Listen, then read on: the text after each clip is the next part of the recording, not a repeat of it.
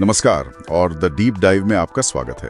आज हम संत तुलसीदास जी के एक बहुत ही प्रसिद्ध दोहे पर बात करने वाले हैं। काफी गहरा अर्थ है इसका।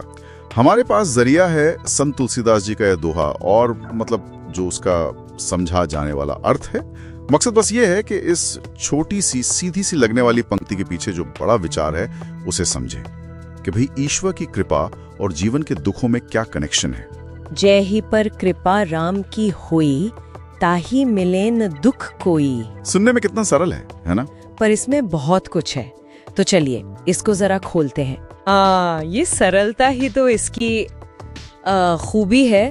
मतलब सीधा सा जो अर्थ निकलता है वो तो यही है कि जिस भी इंसान पर भगवान राम की, कह लीजिए ईश्वर की कृपा हो जाती है, मेहरबानी हो जाती है, उसे किसी भी तरह का दुख या कोई तकलीफ वो छू भी नहीं पाती, परेशान नहीं कर पाती। दिलचस्प बात यह है कि ये दुख के न होने की बात करता है। और अगर थोड़ा और गहरा सोचें तो ये दोहा इशारा करता है कि शायद ईश्वर की कृपा पाना वही जिंदगी का सबसे बड़ा इनाम है, सबसे बड़ा वरदान।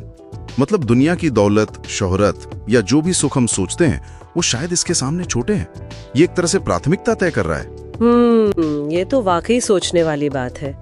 सिर्फ 2 पंक्तियां और इतना बड़ा, इतना मजबूत दावा। मतलब ये तो आस्था और दुख के बीच एक बिल्कुल सीधा कनेक्शन बता रहा है।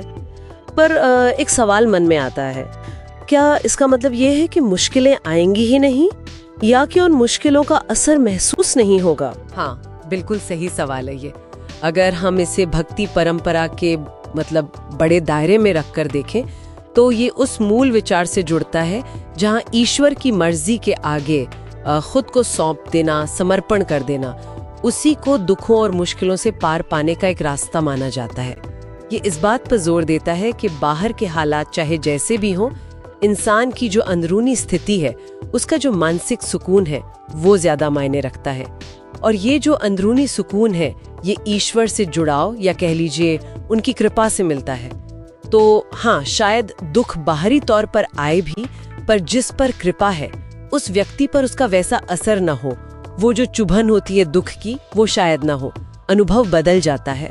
अच्छा, तो मतलब ये सिर्फ परिस्थितियों का बदलना नहीं है बल्कि परिस्थितियों को महसूस करने का तरीका बदल जाता है। ये तो बहुत अहम फर्क है।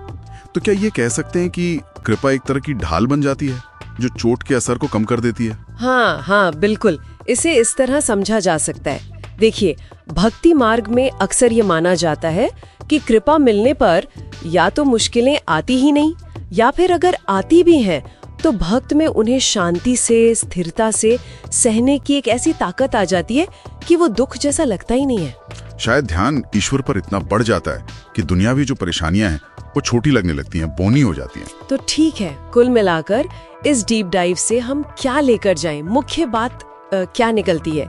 शायद यही कि संत तुलसीदास जी के नजरिए से ईश्वर की कृपा में वो शक्ति है, वो सर्वोच्च शक्ति है जो दुखों को मिटा सकती है या कम से कम बेअसर कर सकती है, और यही जिंदगी का सबसे कीमती तोहफा है। जी हाँ, और ये हमें एक दिलचस्प सवाल पर भी लाता है कि जब कोई कहता है कि उसे ईश्वर की कृपा महसूस हो रही है, तो क्या ये वाकई चुनौतियों का पूरी तरह से गायब हो जाना है, या फिर दुख को अनुभव करने के तरीके में ही ये गहरा बदलाव आ जाना है? शायद जैसा हमने कहा, ये बाहरी परिस्थितियों से ज्यादा अंदरूनी शांति का मामला है। सोचने के लिए एक आखिरी नुक्ता छोड़ जाते हैं श्रोताओं के लिए।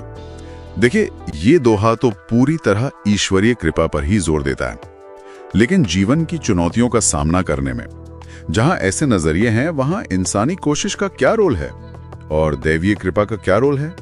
इनके बीच क्या रिश्ता हो सकता है? हाँ, क्या ये दोनों अलग अलग चीजें हैं जो एक दूसरे को बाहर करती हैं, या ये साथ मिलकर काम करती हैं? ये विचार करने लायक बात है।